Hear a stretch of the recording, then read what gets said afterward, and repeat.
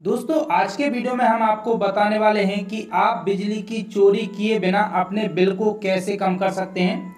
दोस्तों ये तरीका बिल्कुल लीगल है और आपको इसमें बिल्कुल भी फेक जानकारी नहीं मिलेगी, क्योंकि ये तरीका मैं खुद भी फॉलो करता हूं और आप भी इसको फॉलो करके अपने बिजली के बिल को कम कर सकते हैं। ये तरीका 100% लीगल है। कोई भी बिजली कंपनी ऐसा करने पर आपको बिल्कुल भी नहीं टोकेगी। तो जो भी हम आपको बताने वाले हैं आपको उन बातों को फॉलो करना है। अगर आपको वीडियो में कोई भी डाउट या क्वेश्चन रहता है तो आप हमें कमेंट कर सकते हैं। तो दोस्तों जैसा कि आपको पता होगा कि जैसे ही गर्मी का सीज़न स्टार्ट होता है हमारा बिजली का बिल बढ़ने लगता है। इसका कारण होता है कि हम गर्मी के सीज़न में इंडक्टिव लोड ज़्यादा यूज़ करने लगते हैं, जैसे कूलर हुआ, पंखा हुआ, एसी हुआ और फ्रिज को भी हम हाई रखते हैं। इन सारे इक्विपमेंट का लोड इंडक्टिव लोड होता है। इंडक्टिव लोड वह लोड होता है जिसमें बाइंडिंग होती है, जिसमें एक कंडक्टर को अधिक टर्न में बनाया जाता है, वह इंडक्टिव लोड में आ जाते हैं। और इस लोड की वजह से हमारा बिजली का बिल है वो ज़रूरत से ज़्यादा आने लगता है। तो इस बिल को आप लीगल तरीके से कम भी कर सकते हैं और ये तरीका इतना आसान है कि आप अपने घर पर इसको आसानी से कर सकते हैं। ना तो आपको किसी इलेक्ट्रीशियन को बुलाने की ज़रूरत पड़ेगी और ना ही ऐसा करने पर आपको कोई भी मना करेगा। बस आपको अपने घर पर एक कैपेसिटर लगाना है। आपको कैपेसिटर कितने केवीएआर या माइक्रोफैरेड का लगाना है, इसके लिए बस आपको इन बातों को फॉलो करना है जो हम आपको आज बताने वाले हैं। सबसे पहले आपको अपने एनर्जी मीटर के पास जाना है। वहाँ आपको 3 पॉइंट को नोट करना है।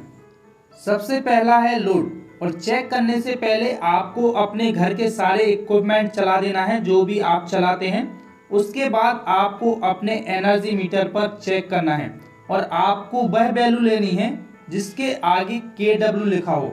मान लीजिए आपके घर का लोड 5 किलोवाट है। इसके बाद आपको नोट करना है आपके यहाँ का वोल्टेज। इसके लिए आपको अपने एनर्जी मीटर के इस स्विच को प्रेस करते जाना है और वह वैल्यू नोट करनी है जिसके आगे V लिखा हो।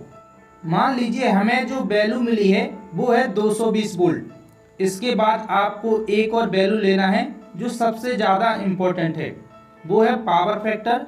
तो जब आप अपने एनर्जी मीटर के स्विच को प्रेस करेंगे तो आपको कुछ इस प्रकार की वैल्यू देखने को मिलेगी, जैसे 0.90, 0.85, 0.70 या 0.75। इसके आगे आपको PF लिखा हुआ दिखेगा। तो आपकी जो भी वैल्यू है उसे आपको नोट कर लेना है। मान लीजिए हमें जो वैल्यू मिली है वो है 0.70 PF। इसके बाद आपको इसकी कैलकुलेशन कर लेना है। इसकी कैलकुलेशन करने के बाद आपको पता चलेगा कि आपको अपने घर पर कितने केवीएआर का या माइक्रोफैरेड का कैपेसिटर लगाना है। इसकी कैलकुलेशन बहुत ही आसान है। अगर आप कैलकुलेशन नहीं कर सकते तो बिल्कुल भी परेशान ना हो, हम आपको एक चार्ट भी बनाकर देंगे। उससे आप अपने लोड के हिसाब से कैपेसिटर को सिलेक्ट कर सकते हैं।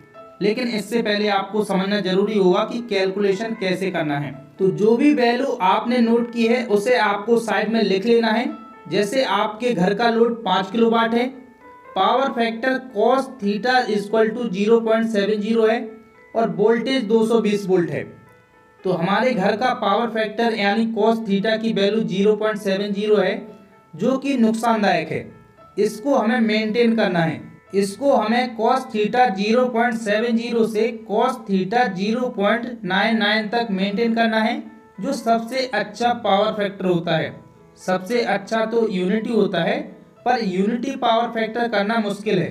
अगर हमारे घर का पावर फैक्टर 0.99 हो गया तब भी बहुत ही अच्छा है, इससे भी हमारी बहुत बिजली बचेगी। अब हमारे पास दो वैल्यू हो गई हैं, एक cos थीटा 1 जो कि 0.70 है, दूसरी cos थीटा 2 जो कि 0.99 है। तो अब हमें इससे थीटा की वैल्यू को फाइंड करना है। तो इसको हम इस प्रकार लिख सकते हैं, theta 1 equal to cos inverse 0.70। इसी प्रकार theta 2 equal to cos inverse 0.99।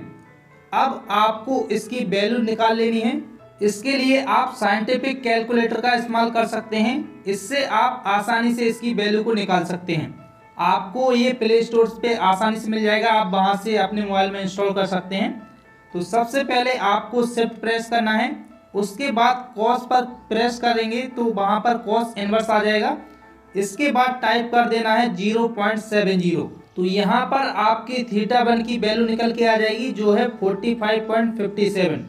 इसी प्रकार आपको θ2 की वैल्यू को निकाल लेना है।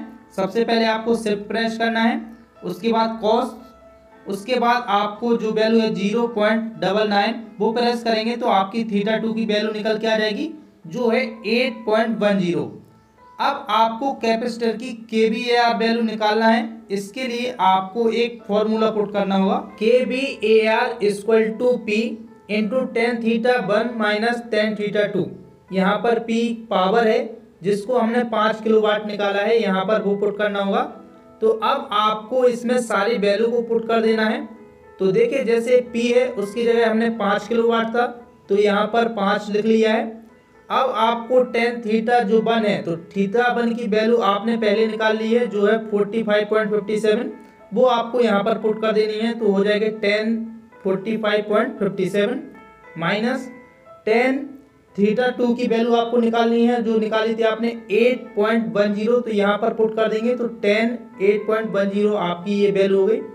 अब आपको यहाँ पर इन दोनों की वैल्यू को निकाल लेना है। इसके लिए भी आपको साइंटिफिक कैलकुलेटर का इस्तेमाल करना है। सबसे पहले आपको टाइप कर देना है 10, उसके बाद उसकी वैल्यू जो है 45.57, तो आपकी वैल्यू निकल के आ जाएगी 1.02। इसको आपको नोट कर लेना है। इसके बाद आपको 8.10 की वैल्यू निकाल लेना है। तो टाइप करेंगे 10, उसके बाद वैल्यू 8.10, तो आपकी इसकी वैल्यू भी निकल के आ जाएगी 0.14। तो इसको आपको यहाँ पर निकाल लेना है। अब आपको ये दोनों वैल्यू को माइनस कर देना है, 1.02 माइनस 0.14। माइनस करने के बाद जो आपकी वैल्यू निकल के आई है वो है 0.88। इसको आपको 5 से इंटू करा देना है जो आपकी पावर है, तो आपकी वैल्यू निकल के आ जाएगी 4.4। ये आपकी कैपेसिटर की kVAR वैल्यू निकल के आ गई है। अब आपके दिमाग में एक क्वेश्चन चल रहा होगा कि हमारे यहाँ जो भी हमने कैपेसिटर देखे हैं वो माइक्रोफैरड में होते हैं, तो हमें कैसे पता चले कि हमें कितने माइक्रोफैरड का कैपेसिटर लगाना है। तो आप इसको भी आसानी से फाइंड कर सकते हैं। आपको अपने मोबाइल में गूगल को खोलना है और टाइप करना है kVAR to माइक्रोफैरड, और दूसरे नंबर पर जो साइट आई है आपकी वेबसाइट है उस पर आपको क्लिक करना है।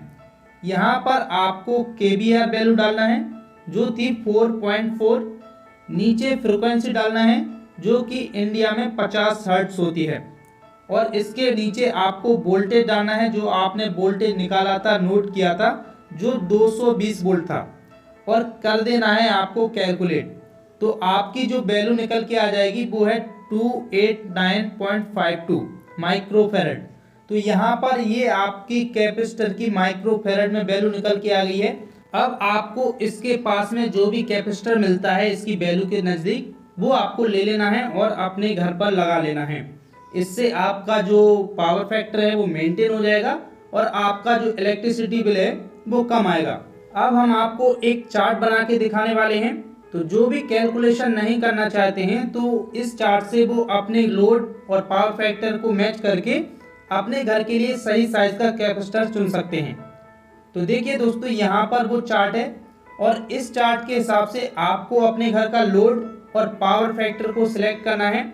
उससे आप अपने सही साइज का कैपेसिटर यहाँ पर सिलेक्ट कर सकते हैं। तो जो भी आपके घर का साइज का कैपेसिटर आ रहा है आपको वो कैपेसिटर ले लेना है और उस कैपेसिटर को आपको अपने घर पर लगा लेना है और आपको अपने घर की बिजली के बिल को कम कर लेना है। तो दोस्तों, वीडियो कैसा लगा इसके लिए हमें कमेंट बॉक्स में ज़रूर बताएं, और अगर आप अब भी हमारे चैनल पर नए हो तो चैनल को सब्सक्राइब जरूर करें, क्योंकि हम इस चैनल पर इस प्रकार की वीडियो लाते रहते हैं जो आपको बहुत काम आ सकती हैं।